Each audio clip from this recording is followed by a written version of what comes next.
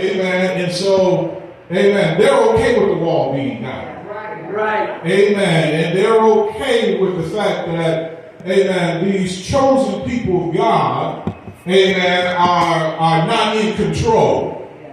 Amen. So these Samaritans and some others who have also been taken captivity, amen, into captivity are ruling the city and the region around. So when Artaxerxes gives Nehemiah this authority to go back and build the wall, conflict. You know, because now somebody's getting ready to come mess up our good thing. I just want to put it in some kind of context for you. Because when we look at this, amen, we have to make sure we understand that in 2024 and forward, that there are some things that God has purposed for you. Amen. There's some stuff that He has purposed for you. Amen. In your life. Amen. You wrote some of those things down. You have been working on some of those things through the year. Amen. God has birthed that in you. Amen. He birthed it in you. Now, in this month, we're going to be going through our wellness journey, and we're going to talk about mindset. We're going to talk about mindset because our mindset sometimes sabotages us and keeps us from grabbing hold to what God has for us. Amen. You know, God dreams big. He envisions big. Amen. And sometimes when we see His vision, we get scared. Amen. Our knees start buckling. You know, because we say, I can't do that. I can't do that. I can't do that. Amen. You know, some people wandered in the wilderness for 40 years because they said, we can't do that. We can't do that. But God had already told them. Amen. And God had already dreamed and envisioned for them what the land was going to look like and how they were going to possess it. Amen. But when they looked around and they looked at themselves, they said, we can't do this. We can't do this. But listen, I'm so glad for a Nehemiah.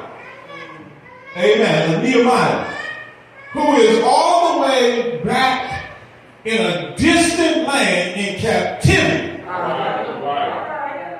Amen. Away from his home. Amen. And a cupbearer. Amen. In bondage. No means, no money. Amen. Don't have nobody else that will go with him. And God birthed something in him. Amen. Y'all with me? He did not say, I can't do it. One of the first things he does, amen, he musters up enough trust, faith, strength, energy, whatever it was, to ask the king if he would help him. The captive is asking the captor to help him. See, when we talk about mindset, we're not there yet, but when we talk about mindset, your mindset has to change. Amen. If you're going to ask and realize big stuff. Amen. I'm going to get back to the text. I'm going to get back to my notes, but that was just sidebar. I'm telling you, he has to come to the place where he feels, amen, confident enough. I'm going to ask. Amen. You know, I tell people, what's the worst they can have? They say no. Okay. The answer's already no. Amen. If you don't ask. Your answer's already no. So what's the worst that can happen? You're going to get a no. I mean, you already got a no. Because you haven't asked. Amen. All right. Listen. we got to understand that God answers prayer. Amen. But sometimes he answers prayer through others. Nehemiah's desire is to go and repair the wall. He can't just walk off the job. Right. You know, like some. He can't just walk off the job. He can't just leave and say, I'm going to go build this wall. Don't you in captivity. Right. Amen. He can't just do that. And he doesn't have the means. He doesn't have the authority. Yeah. He got, amen, what looks like nothing. But he prays. Yeah. And then God answers his prayer in a very unconventional way. Amen. See, we have to be careful of answering our own prayers. Amen. Amen. By saying it ain't gonna happen. God has a way of making it happen. Amen. Amen. But listen. You need to know, amen, that where there is work to be done unto the Lord, there is going to be some opposition. Yes, sir. Yes, sir. Nehemiah could have, been all excited. Yeah, king gave me some letters, and I'm getting ready to go build this wall. And you know how it is, you can get excited. But you need to understand that when God has assigned something to you, that there's still, even though the answer is yes, that there will still be the possibility of opposition. I'm on that point now. Opposition. When he arrived at Judah, amen, opposition there. Amen. The opposition was there. Amen. The opposition of rebuilding the wall, amen, had been going on. Amen. For 90 plus years, these folks had settled in that area. They ain't going nowhere.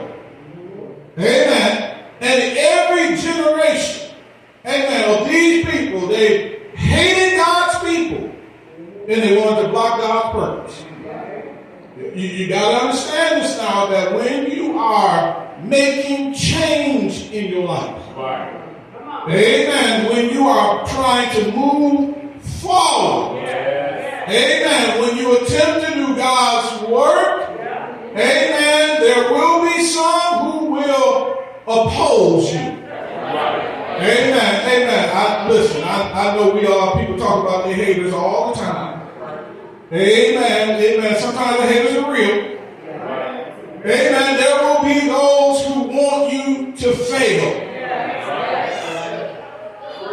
But you got to know, amen, that God is behind you. Amen. When you take on kingdom tax. Amen. When God has purposed you to move. Amen. You got to move ahead even when you face opposition. So there's some resistance that's going to be there. There's going to be some tension that's going to be there. Now, if you look at chapter 2, verse 10, there was a fellow by the name of Sanballat. Amen. Sanballat has been elevated to a governing position in Samaria. Amen. And then there's another guy by the name of Tobiah, amen, who's a governor also under the Persians. Yeah. The Persians who took them children of Israel into captivity. Amen. But Nehemiah shows up and they are threatened by his presence. Just with him showing up.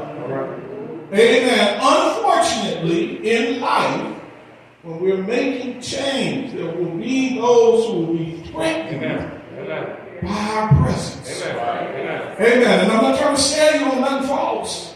I'm trying to tell you the truth. Because some people have gotten comfortable. Yeah. Yes, sir. Amen. Where they are. All right. Amen. And now you come in. Amen. Talking about change. Amen. That's going to disrupt what I'm doing. Amen.